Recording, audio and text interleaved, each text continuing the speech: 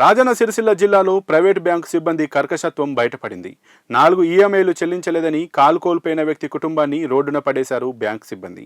రాజన్న సిరిసిల్ల జిల్లా కేంద్రంలోని ఇందిరానగర్ ప్రాంతంలో భార్య రమ, కొడుకు సాయి కుమార్, కూతురు అమృతవర్షంతో కలిసి భోగం గోపాల్ అనే వ్యక్తి నివసిస్తున్నాడు. 4 ఏళ్ల క్రితం కరీంనగర్లోని ఐకేఎఫ్ ప్రైవేట్ బ్యాంకు నుండి 8 లక్షల రూపాయల లోన్ తీసుకున్నాడు. అయితే 3 ఏళ్ల క్రితం షుగర్ వ్యాధి రావడంతో ఏడాది క్రితం గోపాల్ కాలు తీసేశారు వైద్యులు. కాలు కోల్పోయినా కూడా ప్రతి నెల వడ్డీ కడుతున్నామని, ఒక 4 ఈఎంఐలు మాత్రమే చెల్లించలేదని 4 రోజుల క్రితం ఇంటికొచ్చిన బ్యాంక్ సిబ్బందితో మొరపెట్టుకున్నాడు బాధితుడు.